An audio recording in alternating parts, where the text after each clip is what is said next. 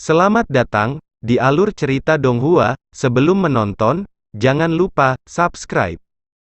3 hari kemudian, dinasti suci Huangfu, kota meteorit, kota Wangyue.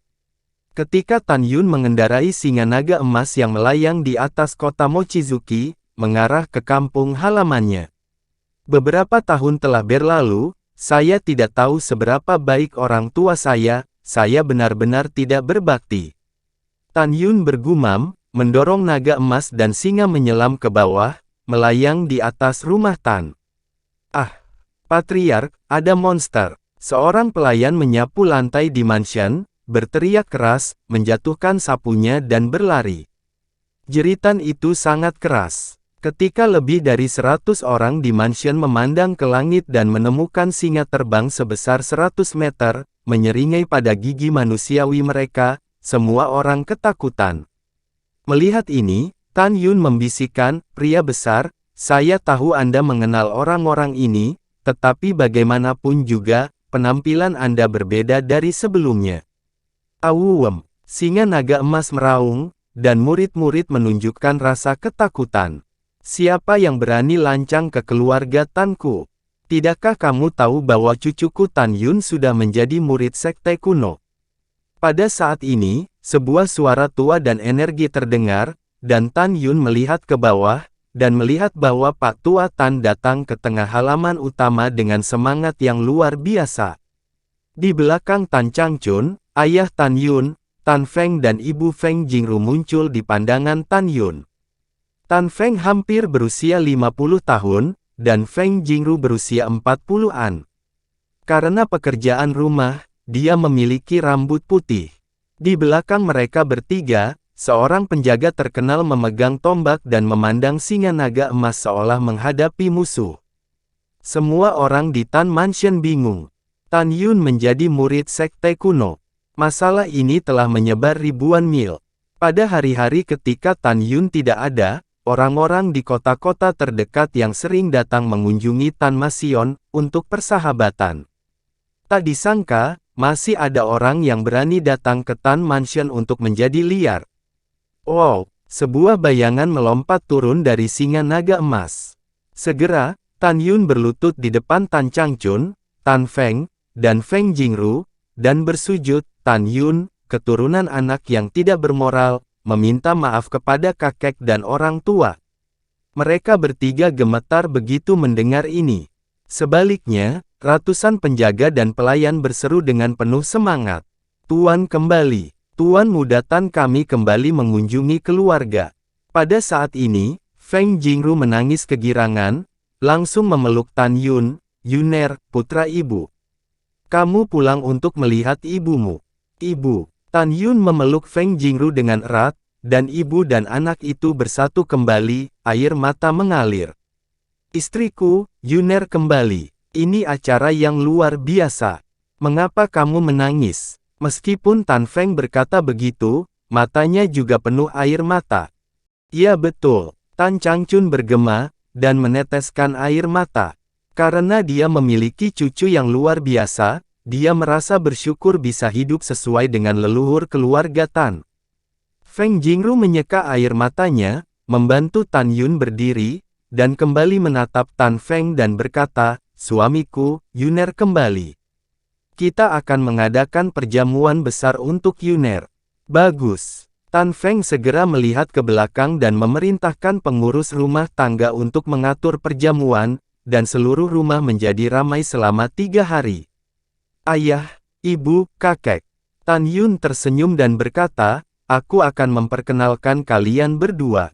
Pada saat ini, tubuh singa naga dewa di kekosongan turun, berubah menjadi ukuran 10 kaki, membawa Zhong Wu Xiao dan Mu Mengyi ke bawah. Para penjaga memandangi kedua wanita itu, mata mereka melebar. "Cantik, sangat cantik, secantik Nona Yukin yang telah pergi selama lebih dari 4 tahun. Kakek yang baik. Halo, Paman dan Bibi." Mu Mengyi, Zhong Wu Xiao memberi hormat kepada Tan Changchun, Tan Feng, dan Feng Jingru sambil berteriak manis. "Anak yang cantik." Feng Jingru ramah, dengan terkejut.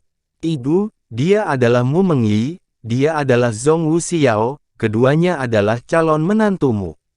Ketika Tan Yun memperkenalkan sambil tersenyum, Mu Mengyi dan Zhong Wuxiao menutup bibir mereka, merasa malu.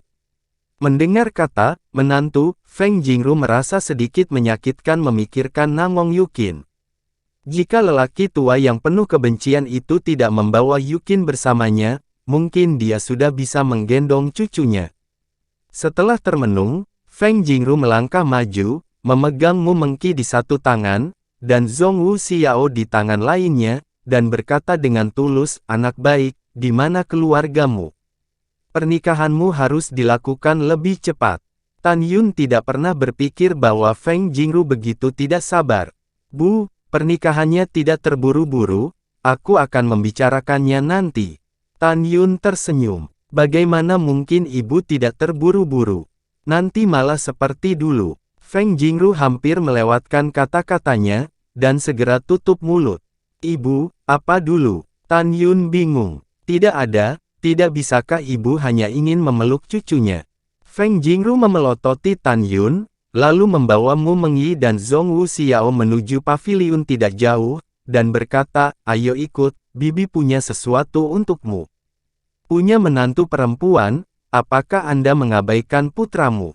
Tan Yun tersenyum, dan mengikuti Feng Jingru ke kamar bersama kakek dan ayahnya. Pengurus rumah tangga ada di kompleks dan penjaga diizinkan membawa keluarga ke rumah Tan selama 3 hari. Berikan penjaga liburan 3 hari pada saat yang bersamaan. Para penjaga bergegas keluar dari Tan Mansion dengan penuh semangat. Di dalam lobi paviliun, Feng Jingru memberi Mu Mengyi dan Zhong Wuxiao 2 gelang giok yang sama. Setelah melihat keduanya memakai, Feng Jingru tersenyum dan berkata, "Ini adalah gelang giok leluhur keluarga Tan kami, yang saya siapkan untuk menantu perempuan masa depan saya. Bibi tidak memiliki barang bagus." Mendengar arti gelang giok, Mu Mengyi dan Zhong Wuxiao manis seperti madu.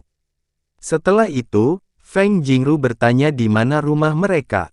Tan Yun mengatur penghalang kedap suara dan memberitahu orang tua dan kakeknya bahwa Mu Mengyi adalah putri dinasti Mu Fengseng, dan Zhong Wuxiao ditinggalkan oleh orang tua kandungnya.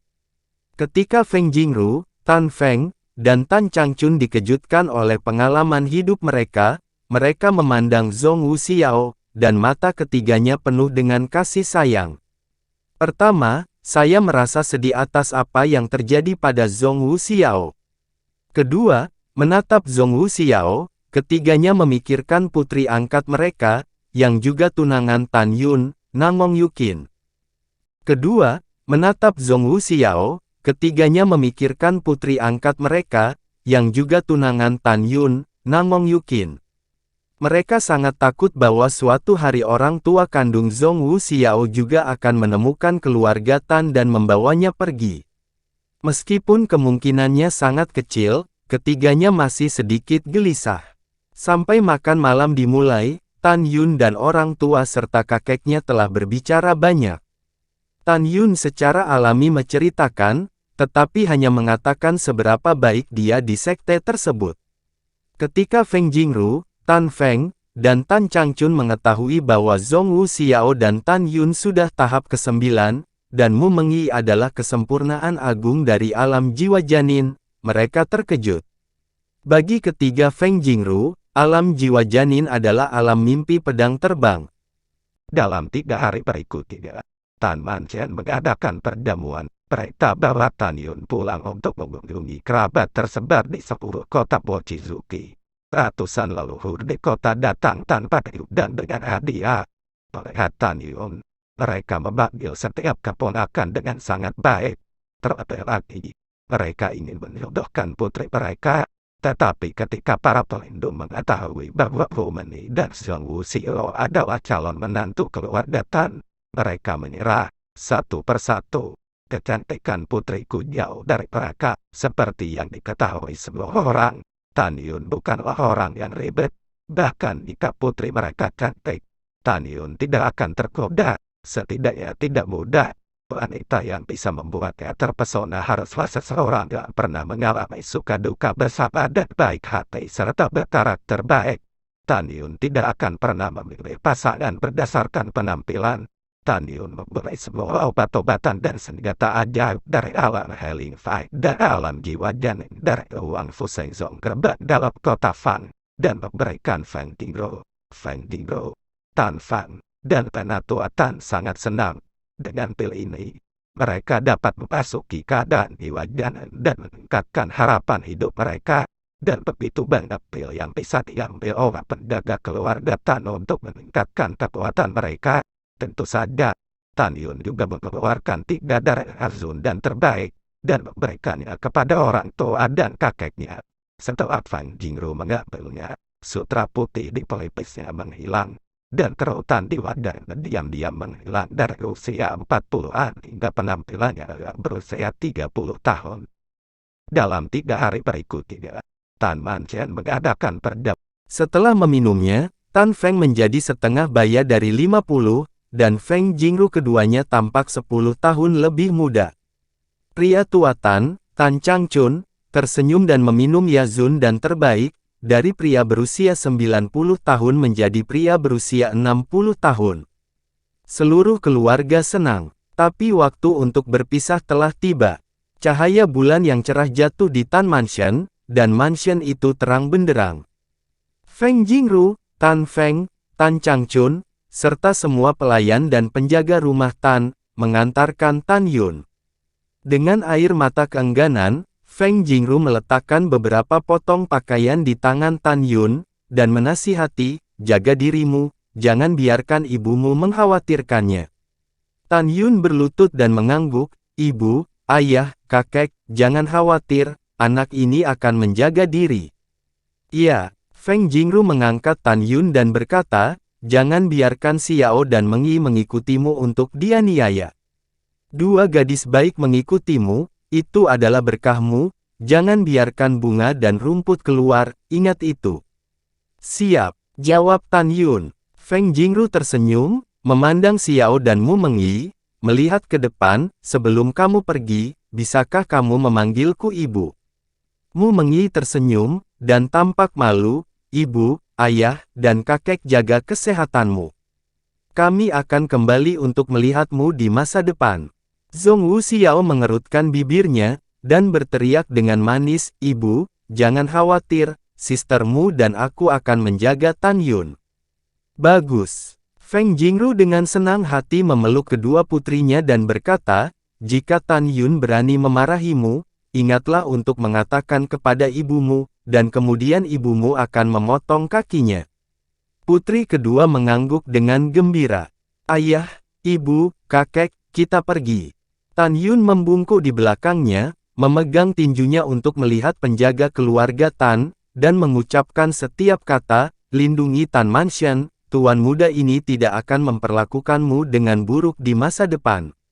Ratusan penjaga berkata serempak, suara mereka mengguncang langit, Tuan, jangan khawatir, bawahan Anda mengerti. Pengurus rumah tangga memimpin dan berteriak, katakan apa yang pernah dikatakan tuan muda dengan keras kepada pengurus rumah tangga. Para penjaga menarik tenggorokan mereka dan berteriak, jika Anda melanggar keluarga Tan saya, Anda akan dihukum bahkan jika Anda jauh.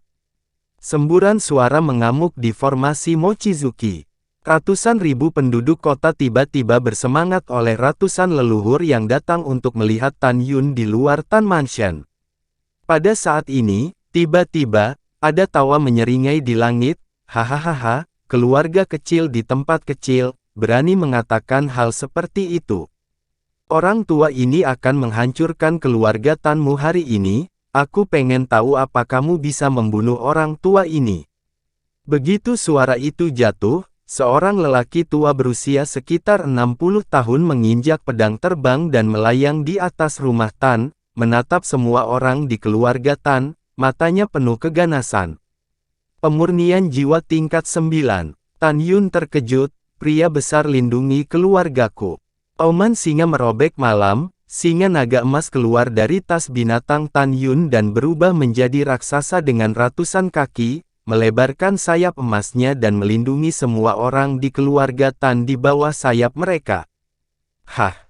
Singa Greyhound tingkat ketiga. Mata lelaki tua itu terkejut. Siapa kamu? Mengapa datang ke keluarga Tan saya untuk mencari masalah? Tan Yun menatap lelaki tua itu. Tidak masalah siapa lelaki tua ini, kamu hanya perlu tahu bahwa lelaki tua ini adalah orang yang akan membunuh keluargamu. Mata lelaki tua berjubah tajam, memegang pedang di tangan kanannya, pedang itu menunjuk ke langit, dan tiba-tiba, cahaya pedang sepanjang ratusan kaki dipadatkan dalam kehampaan. Melihat adegan ini, para leluhur dan penduduk kota di luar rumah Tan melarikan diri dengan panik. Mereka tidak menyangka bahwa orang kuat seperti itu akan datang ke keluarga Tan, dan dia masih akan menjadi musuh. Tan Yun cemas saat ini, jika keluarganya tidak ada, dia bisa memerintahkan singa naga emas untuk bertarung dengan lelaki tua itu. Tetapi pada saat ini, harus melindungi keluarga mereka. Jika keluarga kehilangan perlindungan, jika singa naga emas tidak dapat dengan cepat membunuh lelaki tua itu, begitu lelaki tua itu menyerang keluarganya, rumah Tan pasti akan musnah. Tan Yun segera menarik Mu Mengyi dan Zhong Wuxiao, naik punggung singa naga emas, dan memerintahkan dengan keras pria besar, bawa semua keluarga Tan kita dan lari. Mau kabur, mimpi bodoh haha. Orang tua itu tertawa. Ketika dia akan melakukannya, tiba-tiba, sebuah suara tua terdengar lagi di langit, dan suara itu penuh dengan penghinaan. Semut ingin memusnahkan keluarga Tan. Siapa kamu? Wajah lelaki tua berjubah hitam itu tiba-tiba berubah. Orang yang akan membunuhmu. Dengan suara tua, seberkas cahaya putih tipis muncul dari langit, dan menghilang dari leher lelaki tua berjubah hitam itu. Kamu, kengerian lelaki tua berjubah hitam itu berhenti tiba-tiba. Segera, lingkaran merah muncul di leher, kepalanya terlepas dari leher, dan mayat tanpa kepala itu memuntahkan darah dan jatuh di depan singa Dewa Naga Emas. Terima kasih, senior. Siapa kamu, senior? Tan Yun menggenggam tinjunya dan menatap langit malam. Ada sedikit riak di ruang di depan Tan Yun, dan seorang penatua berusia 90 tahun muncul dari udara tipis. Tan Yun tidak bisa melihat tingkat kultivasi orang ini, jelas kekuatan orang ini setidaknya kesempurnaan besar alam pemurnian jiwa, atau bahkan lebih kuat. Pada saat yang sama, Tan Yun merasa bahwa lelaki tua itu sedikit akrab. Segera setelah memikirkan sesuatu, dia membungkuk dan berkata, mungkinkah Anda adalah saudara laki-laki De Lao? Tan Yun tahu bahwa Tantai Zongde memiliki kakak laki-laki, di kota Huangfu Shengzong Xianmenfang, yang bertanggung jawab atas kantor pusat lelang rumah suci Huangfu. Dan lelaki tua itu agak mirip dengan Tantai Zongde. Terima kasih sudah menonton, sampai jumpa di episode selanjutnya. Jangan lupa subscribe, like, dan nyalakan loncengnya. Sampai jumpa.